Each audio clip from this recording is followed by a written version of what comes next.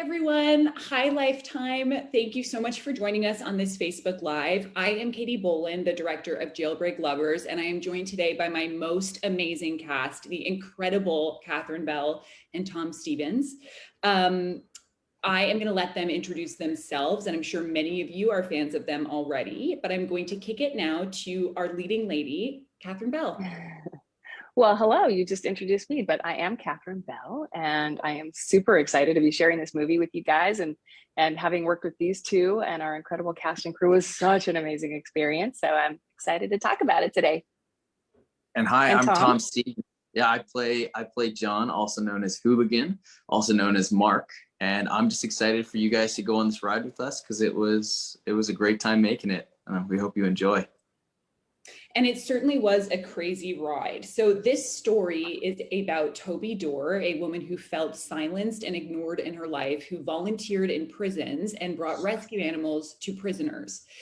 In prison, she met Tom's character, Hooligan, also known as Mark, and some chaos ensues. They fall in love and they break out of jail. And it is like a beautiful Bonnie and Clyde story where two people really find their truths and are really met by the other person on a soul level. So I think it's a really fun and wild romp, and I hope that you guys will too. I'm going to kick it now to Catherine. Catherine, can you give us some background on your character and let us know what drew you to this project? Sure. So Toby is, she's a fascinating woman. I mean, this is a woman who never ran a red light in her life. I mean, she followed every rule. She married the first guy she went on a date with. 30 years later, she's not very happy. And I don't think she realizes it. Like, I think she's just kind of accepted that this is life and this is who you stay with, the person you marry, no matter what. And it's just a fascinating story. She decides to do something good and start a dog rescue program in a local prison, and just wants to make a difference in the world, you know, and that's her way of doing it. And then she meets this guy, Hooligan, aptly nicknamed, and it's the first time someone's actually paid attention to her and noticed her and admired her. And you know, when you get that kind of attention and interest, it's something, you know, and it really rocked her world. So when he suggests that they break him out of there, she wasn't sure at first, but you know, what an incredible story, and how someone goes from where she was to where she ends up actually committing a huge crime and breaking a criminal out of prison is fascinating. So I loved this story, and I wanted a chance for all of us to explore it and hopefully give viewers a little insight into what these guys were thinking, you know. Yeah. And Tom, I'm going to ask you the same question. Can you give us some background on your character and let us know what drew you to accepting this role? Yeah, so John Maynard is he's one of those guys that got sucked into the system because he was young, dumb, got caught up in the wrong situation, and ends up getting charged with basically murder because he was associated with the murder, and gets life in prison. And so he's just a young guy raised in the system who now is in his mid-20s, and he ends up meeting this woman who changes his life. She brings like energy into the prison and life into the prison and gives him a reason to be happy again. What really drew me to this was I'm a big advocate for dog adoption and dog behavioral studies, and I see a lot of people adopting these dogs with violent histories. And I felt like reading this script that it was kind of like a hard lesson story for people looking to adopt dogs with violent histories, because it takes a lot of care and a lot of training and a lot of support to be able to take care of these animals after they come from these hard lives, like John does, and like Toby soon realizes when she gets John out of prison. He's a very, very volatile person that comes from a place of, you know, he's raised around these violent men. And I saw a lot of similarities in that with dog adoption. I just wanted to do this kind of like love story to dog adoption and these two people that go through this crazy adventure. And I felt really attached to it in that way. That's really, really beautiful. Yeah. Fast and quick question. Can you both describe your characters in one word? Ooh, ooh, one word. It's a tough one, I know. Nope, it's not hard for me. It's not. Go ahead, you go. Hooligan. Yes, exactly. It's too I easy, need help with man. mine. I need help. That's perfect. Mine is like she's two different people, so that's kind of hard to do in one. So why don't you try Dichotomy. dichotomy? Dichotomy. Absolutely. That's a really Yeah. good one as well. Right? So did either of you relate to your characters at all personally? I know from watching your performances that I feel you brought so much depth and empathy. So I assume you did relate to them on some level, but I'm curious, if so, how? Yeah, I mean, I always find my characters are very different from me, but at the same time, there's always something that you connect to. There's always some similarity, right? So for me, of course, I think probably everyone has had a moment, or whether it's short or long, of feeling like the relationship that you're in is not quite as exciting as you want, or maybe it's not the right person, or whatever it might be, where someone else looks at you and you're like, oh, is that, or you have a conversation with someone and you're like, oh, is that what it could or should be like, that awakening moment of like, wait a minute, I didn't even know that's possible, So I just certainly had that. Yeah. Interesting. Tom? Yeah. Now I'm thinking of my mom when I ask, want to freak my mom out or anything. She sees this, but I come from a family of 5 kids, and I'm the dead middle of 5. And being a middle child, you can kind of be forgotten in a way. You got your older group and you got your younger group, and you don't know where you sit, either in the older group or in the younger group, and so you really fight to be seen. And it's kind of the root of that is the fight to be loved, to feel loved. And I think I really associated that with John, because John is, again, he's one of those people that's put in the system and kind of forgotten about. He's forgotten about by his family. He's forgotten about by everybody, and then he's finally seen for the first time. And I think that it really resonated for me with that. Yeah. Not to freak my mom out. You gave me lots of love, Mom. I love you. You love you. But no, that's a really vulnerable answer. Catherine, this was a very different kind of role for you. You're an exceptionally beautiful woman, and in this you were dressed down. And I'm wondering what drew you to this project. Was it an opportunity to play something different? Was it that you really enjoyed the script? What was it that made you say yes? I think it was both of those things. It was definitely, I just spent 7 years playing the Good Witch, who's literally woke up with her hair and makeup perfect, like not a hair out of place, just high heels, making breakfast for 10 people, just always perfect. And that was a blast, but I'm always interested in doing something different as an actor. It's like, okay, I did that and that was awesome. What's next? And then this script fell into my lap and it was so perfect because I absolutely ate it up. I was like, great. I'm letting the gray hairs grow out. I'm not touching that up. I'm just waking up whatever my hair looks like. That's how we're going. And no makeup and all of that. And really just a different woman. She's very different than me in that way of like it's interesting. I was going to say not confident or outgoing, but she is in some way. Toby definitely has that. It's just maybe not making sure she's taking care of herself. That's probably like different, because I always feel like in our lives, we have to make sure that you take care of yourself, because if you don't take care of yourself, you can't take care of your kids or your partner or your family or the rest of the world. So I think Toby was like, I'm fine. Forget about me. I'm just going to take care of other people. But yeah, it was just exciting to me to play somebody, somebody different, and then the script came along and it was just so perfect. I mean, it's really well written, just the dialogue, the banter, the whole adventure of it. That, there's all these like moments where there's talking to the camera or talking to the audience, all the voiceover that's really gives you an insight into what's happening. Yeah, that's amazing. Yeah. And Tom, what made you say yes to this? Why did you give us the great pleasure of working on this film? It was just a fun story. I love the idea of playing a guy that you see 2 sides of him. You see his prison life and then you see his freedom life. And I love the love story. It's really touching. Like it's touching, but it's also really fun. And it doesn't come as naturally as you think. Like it grows in an interesting way. They start as friends, like they really connect as friends. And you don't, I don't think these two characters truly believe that this could have happened or gone to the place that it did.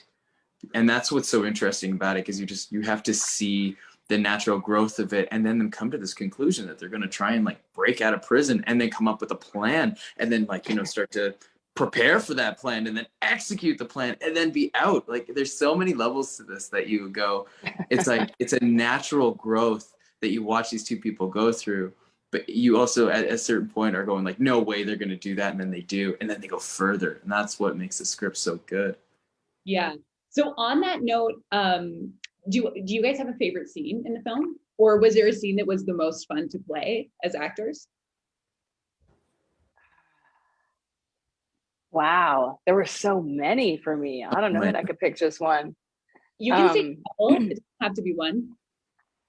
I think I loved the electricity in the prison, like the moments where we, you know, I sneak around the corner when he's got the dog, and we're just so worried about getting caught, and just like the intensity between these two people. And then on the other side, being out and getting to like, you know, be like dancing free and crazy in the cabin. And there were so many like running and stuff, all the like cop stuff, and like doing that whole getting arrested and you know, ripping down the road on the back of a tow car. And that's always fun. The car chase. I love the feeling of the first week being in the prison, and we were doing all these scenes that are over like a course of like months, and they're like, I'm always wearing the same thing, so you never really have an idea that like time is changing, because you don't in prison. And it felt like that for a week. It felt very like boom, it was like in this zone. And then we broke out, and we shot for the next 2 weeks outside of the prison, and it just like, you know, the energy was completely different. It was super freeing. It was so much fun, and all the stuff in the cabin was just so much fun to shoot. Yeah. And so for the viewers at home, the way that the film was scheduled, we had to shoot the first week in the prison. And I actually think that was, to what Tom was saying, a real gift, because we actually all felt that we were in prison for that week. So we all had that emotional experience and really felt the energy of an institution like that. So I think that was actually just sort of a lucky coincidence for us, certainly for me as a filmmaker.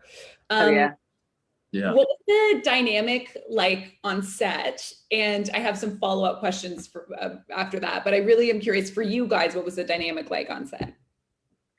What, between us? Yeah, between you two and just working on the show in general. It was certainly crazy in some ways. We shot it in 16 days, which is a very fast shoot. But what was the dynamic like? How did it feel?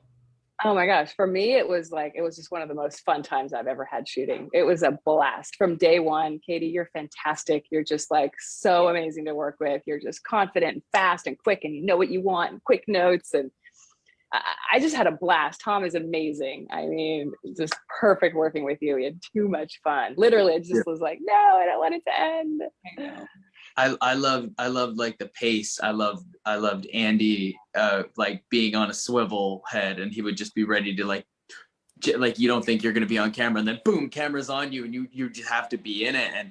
And I loved how we were adding scenes in the day, because we would shoot through stuff, and then it would be like, well, we still got time. Let's pull up the scene, and me and Catherine would just like go like, and like, can you learn these 5 lines, five pages of dialogue really fast? 5 pages sure. In the setup for the scene that we're now shooting, which was going to be our last, is now our second last, and we'd still get it. Because like, I think, Catherine and I came in super prepared. That was the baseline. Yeah. But then also we just understood these characters so well, so quickly, that we could like bounce off each other really fast when we were learning them. And I thought that was a really cool dynamic.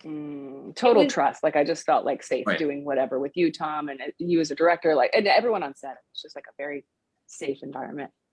Yeah. Yes. And it was certainly, as from my POV, to watch your dynamic and how well you work together, and it was almost felt instantaneous that there was this trust and this chemistry. That for me was like a dream come true, because obviously I admired you both so much as actors, so to be able to work with you, I was like, wow. And then I was nervous, but then once we got there, I was like, this is incredible. Like they couldn't get along better. We are so lucky. So good. So were there any special moments to either of you that stood out? Like, is there one memory that sticks in your mind? I remember the first safety meeting in the dark. Yeah. Remember that? That was like, I think we had just met like in the trailer for like 3 seconds, and you had your breakfast burrito, and we like kind of walked out onto set, and it was pitch black. And our AD gave us a safety meeting, and I just remember standing there like not seeing faces. Right. Yeah, I know. And I was like, all right, day one. Yeah. Day one. Yeah. Day one is always, yeah. It was always funny. Catherine, what sticks out for you? Oh my gosh. Yeah, like the prison was great because it was like a shut down old prison. So it just had like a creepy vibe. So being in there as Toby was great to just kick it off since we started with that. I was like, wow, where am I? What am I doing? What else? There was just so many fun moments. I'm trying to remember. My appeal to the warden. Yeah. That scene was just so much fun with both of us, that actor and I have just like, it was just so quirky and fun and funny. There were so many great moments. I don't know. And with his juice box, just like. Yeah. Yeah. We had also really great local Vancouver supporting actors. Yeah. And I think that when you guys at home watch the film, you will definitely get a kick out of them. Yeah, definitely. Okay, if you could both give your characters one piece of advice, what would it be? Don't do it. But also do. Actually, yeah, but do. I know. I was like, wait a minute, those 2 weeks are really fun. Okay, just do it, and then help other people not make the same mistake. Focus on music. Don't go stealing cars, buddy. There you go. Yeah, very practical and good advice. Yes. Right. This is a more personal question, but I'm actually very excited to hear the answer. What is the craziest thing either of you have done to impress a significant other? It could be crazy good, like crazy romantic, or it could just be, in retrospect, crazy. Whatever you want to say. I mean, I don't know anything too crazy. I did fall in love. I was 19 years old and I fell in love with a ski instructor in Mammoth, which is like a local mountain, 5-hour drive from LA.